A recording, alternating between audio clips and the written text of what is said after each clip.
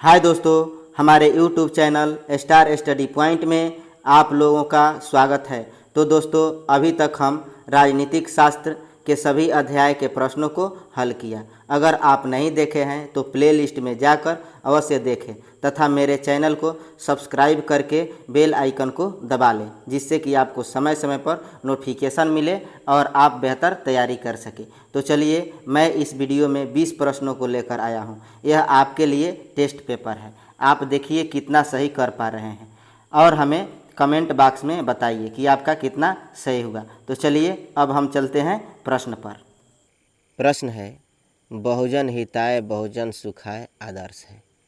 ए है all India radio का, B है दूरदर्शन का, सी है life insurance corporation of India का, डी है general insurance corporation of India का। तो क्या होगा उत्तर इसका? तो इस प्रश्न का उत्तर हो जाएगा ऑप्शन ए। ठीक है, ऑल इंडिया रेडियो का। बहुजन हिताय बहुजन सुखाय आदर्श वाक्य जो है ऑल इंडिया रेडियो का है। अगला प्रश्न है, निम्नलिखित युग्मों में से कौन एक सुमेलित नहीं है? ए है ए पिको आंदोलन पी हेंगड़े, बी है चिपको आंदोलन एस एल बहुगुणा, सी है नर्मदा बचाओ आंदोलन मेघा पाटकर, डी है शांत घाटी आंदोलन बाबा आमटे। तो क्या होगा उत्तर इसका? यहाँ जो है ऑप्शन डी हो जाएगा। बाबा आमटे वन्य जीव संरक्षण तथा नर्मदा बचाओ आंदोलन से जुड़े हैं। शांति घाटी आंदोलन के संदर्भ में मेघा डॉक्टर सलीम अली का नाम चर्चित रहा था। अन्य प्रश्नगत सभी सुमेलित है। बाकी जो है शांति घाटी आंदोलन जो है सुमेलित नहीं है। ठीक है, अगला प्रश्न है, निम्नलिखित युग्मों में से कौन सा एक सही सुमेलित नहीं है? तो यहाँ दिया है ए दक्षिण वायुसेना कमान तिरुवनंतपुरम, बी है पूर्वी नौसेना कमान विशाखापट्टनम, उसके बाद से सी है armoured corps centre and school Jabalpur, D है army medical corps centre and school Lucknow. तो क्या होगा उत्तर इसका? ऑप्शन जो है सी हो जाएगा, R modern core centre and school Jabalpur.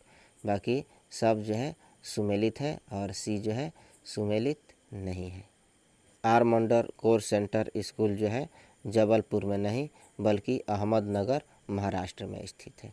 ठीक है, अगला प्रश्न है, भारतीय नौसेना में सेना के लेफ्टिनेंट कर्नल के अध्यक्ष कौन होता है? तो ये है कोमोडोर, बी है कैप्टन, सी है कमांडर, डी है लेफ्टिनेंट कमांडर। तो क्या होगा उत्तर इसका? ऑप्शन जो है सी हो जाएगा कमांडर। अगला प्रश्न है, भारतीय थल सेना की ऑपरेशनल कमांड कितनी है? ए है 5, बी है 4, सी है 6, डी है 7। तो क्या होगा उत्तर इसका? ऑप्शन जो है सी हो जाएगा। 6 जून 1999 के अनुसार भारतीय थल सेना की ऑपरेशन कमांड्स को 5 भागों में बांटा गया था, जो कि वर्तमान में 6 है। ये इस प्रकार है, उत्तरी उधमपुर यानी जम्मू और कश्मीर, दक्षिणी पुणे और मध्यवर्ती लखनऊ, पूर्वी कोलकाता, पश्चिमी चंडी मंदिर चंडीगढ़, दक्षिणी पश्चिमी जो है जयपुर 15 अगस्त 2005 से क्रियाशील है। इसके अतिरिक्त थल सेना प्रशिक्षण कमांड का मुख्यालय शिमला में भी है। ठीक है, अगला प्रश्न है, सीमा सुरक्षा बल की स्थापना कब की गई? ए है 1965, बी है 1970, सी है 1910, डी है 1950। तो क्या होगा उत्तर इसका? ऑप्शन जो है ये हो जाएगा 1965 में। अगला प्रश्न है, आंतरिक सुरक्षा अकादमी अवस्थित है? ए है माउंट आबू, बी है नासिक, सी है हैदराबाद, डी है पुणे। तो क्या होगा उत्तर इसका? ऑप्शन जो है ये हो जाएगा, भारत सरकार ने गृह मंत्रालय के अंतर्गत आंतरिक सुरक्षा बल अकादमी माउंट आबू जो राजस्थान में है, माउंट आबू राजस्थान में स्थापित की गई है। ठीक है, अगला प्रश्न है, भारत के प्रथम विधि विश्वविद्यालय की स्थापना अगस्त 1987 में कहाँ हुई थी? ए है त्रिवेंद्रम, बी है अहमदाबाद और सी है बेंगलुरु, डी है नई दिल्ली। तो क्या होगा उत्तर इसका? ऑप्शन जो है सी हो जाएगा, भारत के प्रथम विधि विश्वविद्यालय national law school of India university की स्थापना 1986 में बेंगलुरु में की गई थी। अगला प्रश्न है, कथन ए, भारत में जातियों का राजनीतिकरण हो रहा है। कारण आर, भारतीय राजनीति में जातिवाद बढ़ता जा रहा है। ऑप्शन ए है दोनों ए और आर सत्य है तथा आर ए का एक अन्य मान्य स्पष्टीकरण है। बी है दोनों ए तथा आर सत्य है परंतु आर ए का एक मान्य स्पष्टीकरण नहीं है। सी है ए सही है परंतु आर गलत है। डी है ए गलत है परंतु आर सही है। तो क्या होगा उत्तर इसका?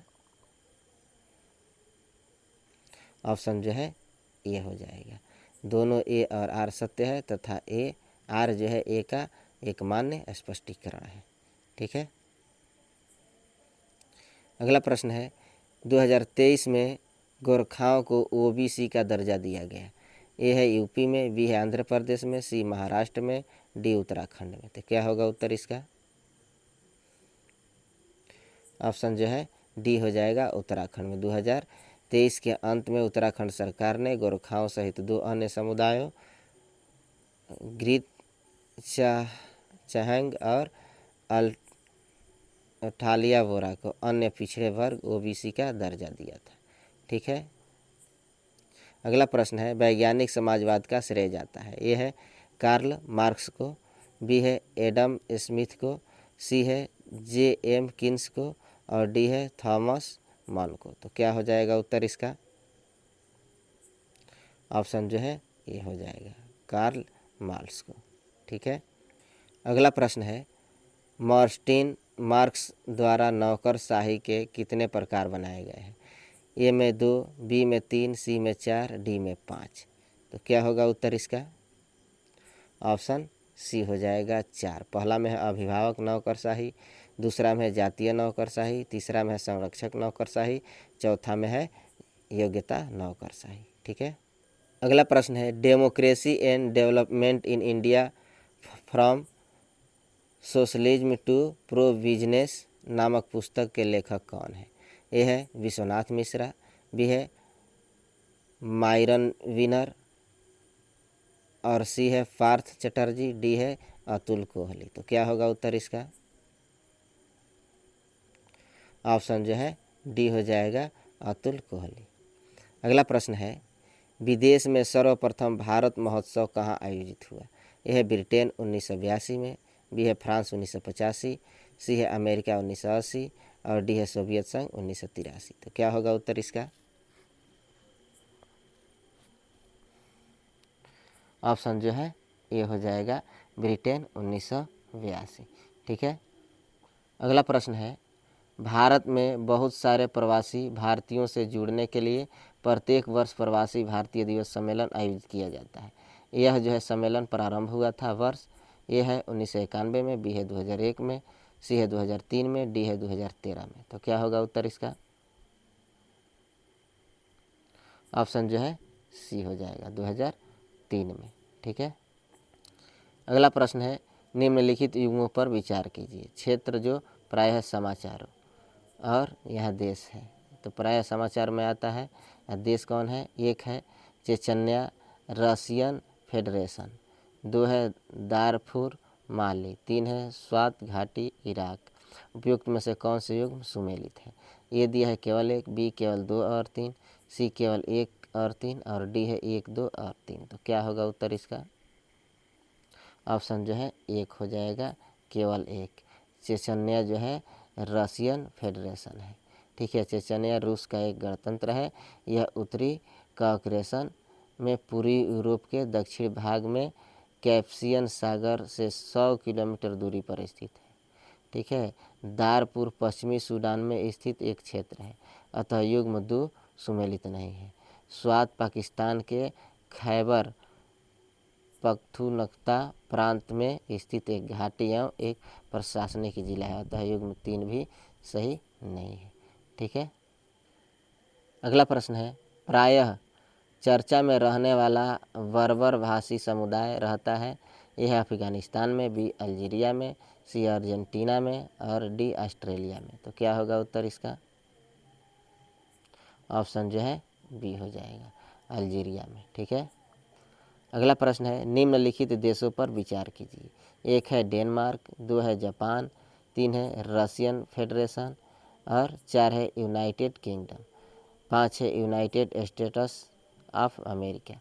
तो क्या हो जाएगा, उपयुक्त में से कौन आर्कटिक काउंसिल के सदस्य है? ए है केवल 1, 2 और 3, बी 2, 3 और 4, सी 1, 4 और 5, डी 1, 3 और 5। तो क्या होगा उत्तर इसका? ऑप्शन जो है डी हो जाएगा, 1, 3 और 5। ठीक है। अगला प्रश्न है, भारत श्रीलंका समझौते के अंतर्गत निम्न में से क्या नहीं था? ये जो है निगेटिव प्रश्न है। ये है पूर्वी एवं उत्तरी प्रांतों को मिलाकर एक नए राज्य का निर्माण, बी है पूर्वोत्तर परिषद की स्थापना, सी है पूर्ण स्वतंत्रता और डी है श्रीलंका की अखंडता।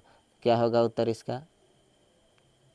ऑप्शन जो है सी हो जाएगा, पूर्ण स्वतंत्रता। भारत श्रीलंका समझौते 1987 में श्रीलंका की अखंडता को बनाए रखने की बात की गई थी।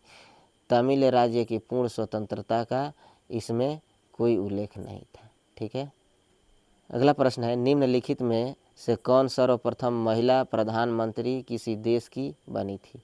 ये है श्री माओ भंडार नायके, बी है मार्गरेट थैचर और सी है गोल्डा मेयर, डी है इंदिरा गांधी। तो क्या होगा उत्तर इसका?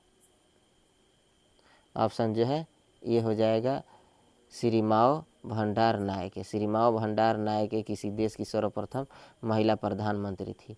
श्री माओ भंडार नायके वर्ष 1960 में श्रीलंका की प्रथम महिला प्रधानमंत्री बनने के साथ ही विश्व के किसी भी देश की प्रथम महिला प्रधानमंत्री बनी थी। ठीक है। अगला प्रश्न है, निम्नलिखित यूरोपियन यूनियन देशों में से फिलिस्तीन राज्य को आधिकारिक मान्यता देने वाला प्रथम कौन है? ए है स्वीडन, बी है डेनमार्क, सी है नॉर्वे और डी है इटली। क्या होगा उत्तर इसका? ऑप्शन जो है ये हो जाएगा स्वीडन। ठीक है। अगला प्रश्न है, यूएन द्वारा सन डैश को अंतर्राष्ट्रीय महिला वर्ष के रूप में मनाया गया।